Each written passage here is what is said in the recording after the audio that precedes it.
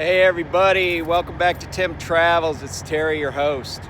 I'm here in New Jersey. I don't know if you can see about right in there. It's lower Manhattan. But I wanted to just come to you. I'm actually across the street from the Essex County Correctional Facility. And that's kind of an okay backdrop for this. Because I want to talk about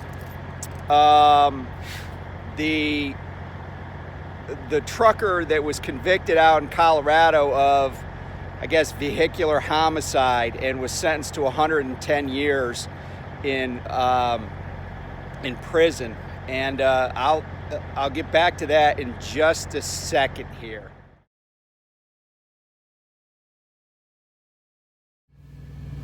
All right, back with you. So I just put a picture of the Essex County Correctional Facility. It's right across the street from the truck stop that we're at, where there's a 2-hour wait for showers. So anyway, I wanted to talk about this case with the truck driver in Colorado who was sentenced to 110 years for an accident that he had in 2019. Now, it's the videos have been seen all over the place. Trucker coming down through the foothills west of Denver. He's headed east on I-70. He ends up plowing into a bunch of stopped traffic. Now, kind of the story behind it and what the investigation showed. And by the way, this gentleman's name is sorry, I was bothered so much by by my glasses being dirty, I just had to stop and clean them off.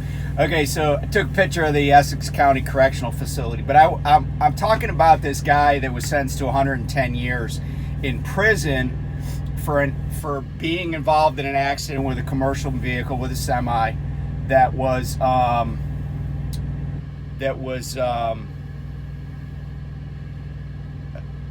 plowed into a crowd of people. So, and by the way, I'll show a picture of this guy. This guy's name is Rogel Aguilera Medeiros, and here's a picture of him.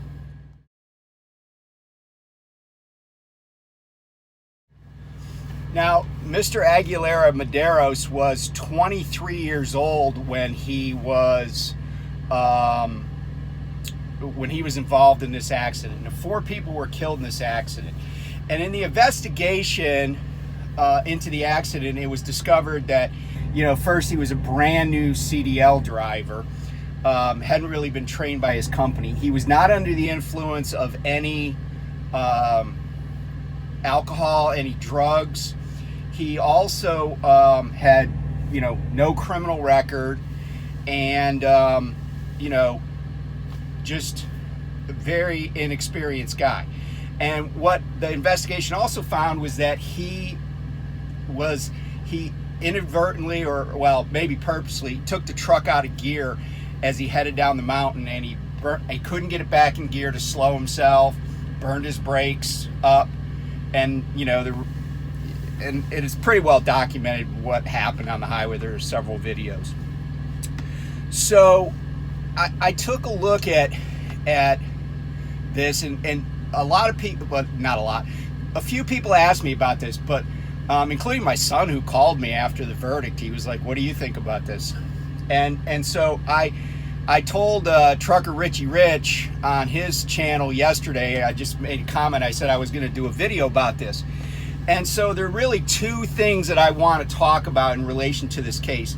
The first one is what grounds for appeal Mr. Aguilera Medeiros might have given the sentence that he received, and the grounds for those appeals.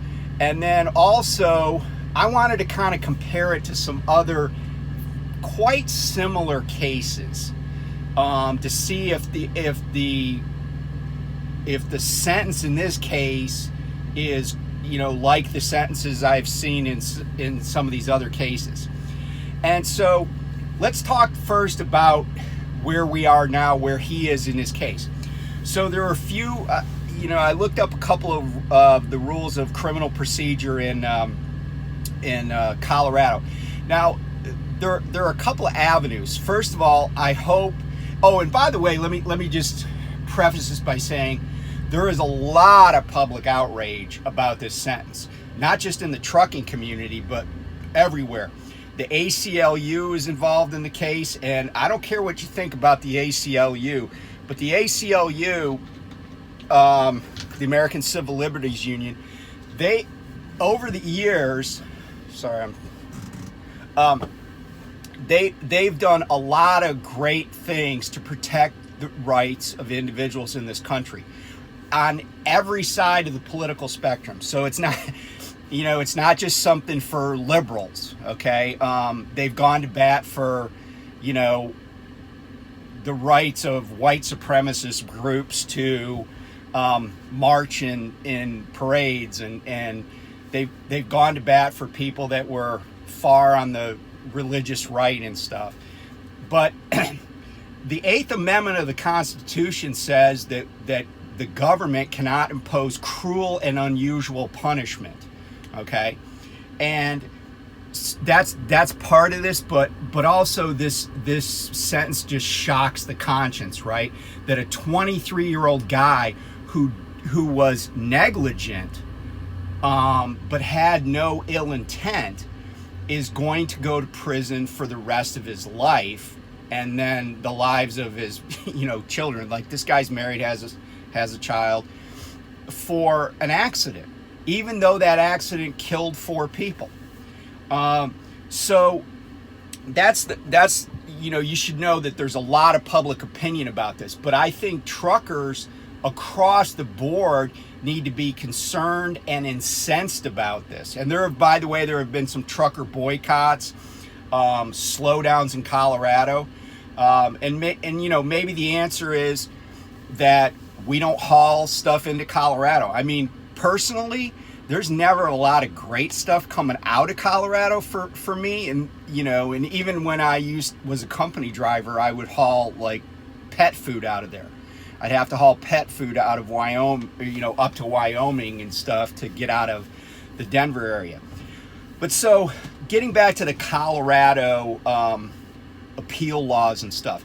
So there are a couple of options that he has, and I think all of them will be exercised. The first is to just go back to the trial judge on motion and say, hey, we want you to reconsider this sentence.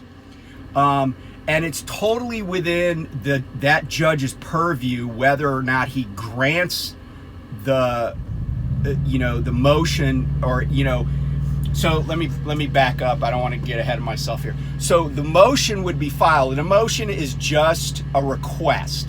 That's a simple way to put it. It's a request that the court do something.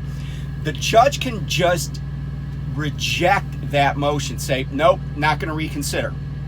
If the judge decides to reconsider, he has to give the prosecution an opportunity to be heard in addition to the petitioner or the defendant in the case, right? So the defendant would be the petitioner, the prosecutors would be the respondents to that motion. The prosecution has the right to be heard on the sentencing issue. And by the way, I will admit I do not know what sentence the prosecution asked for, but this 110-year sentence is a series of punishments for different counts, right? Because 4 people were killed, different counts, and that are running consecutively. So the prosecution could be heard, the defense could be heard, and then the judge could rule if he wants to entertain argument on it and get written responses from everybody, or he could just reject it outright. If that happens, then that's the end of it in terms of that particular path. The other path, though, is an appeal to a Colorado Court of Appeals, to an appellate court. Now, in Colorado, the appellate court can basically step into the shoes of the trial court if they want to and just revise the sentence. That's one option. The second option is that they can remand the sentencing phase or to the trial court with instructions to reconsider and, based on the arguments that are presented. The third option for the appellate court is to do nothing and just let the sentence stand. The possibility that they would simply step into the shoes of the trial court and change the sentence is not typically very high. However, it can happen. And the reason it's not high is because appellate courts are loath to basically undo something a trial court has done when the trial court acted within its own discretion. Now, there is an idea that courts. Sorry, I'm just getting some reflection here. I'm trying to fix this. There is an idea that courts can't abuse their discretion. So, the grounds for overturning this, there's several grounds. One is that the judge got the law wrong, which may or may not be true. For example, if the judge gave this sentence of consecutive sentences, but he wasn't authorized by the law to do it, if they were supposed to run concurrently, then that would be a mistake, and that could be corrected, by the appellate court on its own. The second reason is prosecutorial misconduct. I don't know enough about what happened at trial to know if there's prosecutorial misconduct. Failure of jury instructions. In other words, the jurors were told something erroneous, whether it's about the law or the case itself. The other considerations are the punitive intent. Like, is somebody going to be rehabilitated by this? And those are kind of, ambiguous terms. But let's be candid. A guy who just didn't know exactly what he was doing in his job and then had an accident that killed 4 people, he's not a hardened criminal. This is just a working class dude who came over here from Cuba and is trying to support his family. Okay? That's what's going on here. Okay? So I really do think that this case just cries out for some appellate intervention to say, this is not what we intended to do. Sentencing a guy to life in prison, a guy that's in his 20s, right, who's 23 when this accident happened, not an experienced driver, no intent. He's terribly remorseful. He cried on the stand. He's devastated by this, right? There is no public good to locking this guy up till he's dead, till he dies in prison. It's pointless. And so that's I think that this sentence is going to get changed, and I think in part because Colorado law. I just don't think that the state of Colorado wants such an incredible miscarriage of justice to stand when it's so out of step with what happens in similar cases. But I do think that trucking organizations, and Trucker Richie Rich talked about, back in the day, if there were more truckers that were members of the Teamsters Union, the Teamsters would just have shut down stuff going into Colorado. It would have only been the Wildcat truckers that were out there hauling stuff into Colorado. I know that I have the option to refuse loads. And again, it's not even that hard to want to refuse loads into Colorado. But, we also haul out of Colorado. There's some big beef producers and stuff there. Colorado is just not known as a great place to haul in and out of. So it probably wouldn't be too hard for anybody who, has a choice to just not go into Colorado or, haul in or haul out of Colorado. And believe it or not, that would have an impact on this case. I think there's a lot of people in Mr. Aguilera Madero's corner, but every little bit helps. So I'll leave that up to you as an individual. If you're a business owner, if you're a trucker who has a say in what he or she hauls, I'll leave that up to you.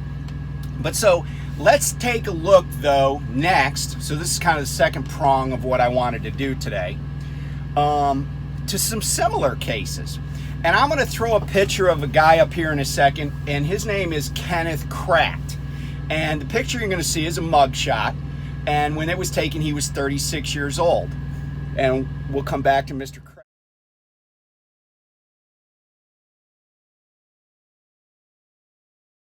Okay, so that's Kenneth Kratt. Kenneth Kratt is a truck driver. He's from California. And he was involved in a collision in Nebraska. As it turns out, also in 2019, the same year as the accident in Denver. Okay, just a little bit later. This was in September of 2019. So on a bright, sunny day, dry weather in Nebraska, on a flat surface. This is on I-80 in Nebraska. You've driven it, you know it. It's pretty dang flat. And this was out by Gibbon, Nebraska, which I know for a fact is flat out there. He was going between 75 and 78 miles an hour in a construction zone that was posted at 65. For whatever reason, he fails to stop. Mind you, it's flat, so he's not flying down a mountain.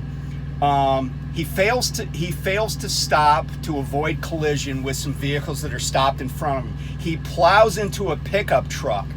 That pickup truck catches fire and kills the two occupants. That pickup truck then plowed into another vehicle. Another occupant in that vehicle that was hit was also killed, and ultimately there were 7 vehicles. There were 7 vehicles involved in that collision. Now, so in this accident with Kratt, 3 people are killed, two of whom burned to death, and he was speeding, right? And he, by the way, he was a more experienced truck driver. He was speeding. There were no, mitigating factors of weather. There wasn't even a mitigating factor of terrain because he was on a flat surface. He just wasn't, I don't know what he was doing. And don't get me wrong, Mr. Kratt has expressed remorse, and he was tearful, and he really feels bad about it. And I believe that, just like in the case of Mr. Aguilera Madero's, it's genuine remorse. So Mr. Aguilera Madero's kills 4 people in an accident. And let's be honest, that's really what's kind of driving it. 4 people. Mr. Kratt kills 3 people. Mr. Aguilera Madero's 110-year sentence. Mr. Kratt, 3 people killed. His sentence is 3 to 5 years with credit for time served. Now, that's in a different state, so it's a different jurisdiction. It's a neighboring state. But what is the disconnect here? Like, why is it that Colorado is punishing an accident where 4 people died with like 40 times or 30 times the amount of jail time? If you want, or if you want to break it down by death, right? Basically, Kratt is getting as little as 1 year per fatality, whereas Aguilera Madero's is getting like 27.5 years per fatality. And you know, I know that there, you know, one life is as valuable as 4 lives. You know, the law looks at things a little bit different, but I just want to kind of do an apples to apples comparison, right? Do an equation here. Why is it that in one state, a guy who messes up a bunch of people's lives gets this pretty small sentence, right? People get sentences like that for shoplifting, you know? And while Mr. Aguilera Medeiros is getting a sentence far greater than many people get for like premeditated killings, you know? Why is that? And I don't have a good answer, except that the scales of justice, they're not really balanced, right? The justice system isn't really just. Now, I don't know if the outcomes would have been different. I mean, I'll say this. I've heard some videos on YouTube where people talked about, well, you know, this guy in Colorado was an immigrant. Maybe he didn't speak English. You know, that's, first of all, that's racist. But second of all, that's not a query that the law will make, right? The law doesn't go, oh, well, this guy could read English or couldn't read English. That's not how we adjudicate things in America. But I do think it's important for truckers to speak out against these excessive sentences. Not saying that somebody shouldn't go to jail for killing a bunch of people, even when there's negligence involved. Like in the Nebraska case with Mr. Kratt, right? He's going to jail for 3 to 5 years. He's a convicted felon. He's probably never going to drive a truck again. But in a few years, he's going to get out of jail and he'll still be a youngish man, and he can still, you know, go see his family and see his kids get married or graduate from high school or go to college or whatever they do, have grandkids. But as it stands right now, and by the way, I don't know what the parole requirements are in Colorado, but I mean, Mr. Aguilera Madero could end up dying in jail for an accident that he was involved in when he was 23. And that just seems unjust. So anyway, I'd love to hear everybody's comments on this. And, you know, we need to take some action, right? This is because this could happen. You know, there are a lot of guys out there that'll be like, well, hey, you know, this would never happen to me. I know enough not to take that truck out of gear. Well, that's easy to say. But what if you were just driving and you slide on ice and everybody else had slowed down or come to a stop and you just slide on ice and kill a couple of people? You want to do 50 years in jail for that? I mean, because really that's what we're talking about. Driver of the commercial vehicle was negligent and he killed some people. Well, right now we're at 27.5 years per death in Colorado. You kill a couple of people. You want to do 55 years in jail for that because you slid on ice? I mean, I don't. That would certainly be a death sentence for me because I'm going to be 60 next year, right? I mean, I'd like to think I'm going to live to be 110, but I don't think I will. Or 115. You know, I don't want to do 55 years in jail. I don't want to do 5 years in jail either. But I would understand if I was going 10 to 13 over the posted speed limit in a construction zone and I plow into a bunch of stopped vehicles and kill 3 people, conceptually, I'm going to be like, yeah, I understand why somebody wants to put me in jail for 3 to 5 years. But if I slid on ice and killed 4 people and they said 110 years, pal, you know, I mean, and quite frankly, at my age, I might be like, well, you know, it's just, you know, that's how things go. But I'm not 23 years old. I don't have, you know, I'm not just starting out my life, you know. I'm in the, you know, I've finished 2/3 of it or whatever. I don't know, you know. I mean, I could die today, so I've finished basically 99.9% at this point. But you understand my point that this is a young guy, and he's not a bad person. He just did, something happened that he couldn't handle. Something happened that he couldn't handle. And you think about how many times big companies have done stupid shit that's killed way more than 4 people. Like Pacific Gas, they blew up a whole damn town, right? I don't think anybody went to jail for that. Maybe they did. But you understand my point. Accidents happen. Most of the time they're preventable. All the time, by definition, they're preventable. But they happen. And we have to balance that. We don't put, there are people that will, there are people that kill on purpose, and don't get 110-year sentences. And so I think as a human being, right, I should find this unconscionable. It should shock my conscience. But as a truck driver, I should also be, annoyed or angered about this, because, this is a job that's hard. And it's even harder if you didn't get good training, which I think is the case here. And then when you put it on top of, geologic conditions or weather conditions, it just is even harder. And I don't think any of us want to take that risk, that if we made a mistake, that we're going to go to jail for the rest of our lives. So anyway, like, comment, subscribe, share, and we'll talk to you soon. Bye.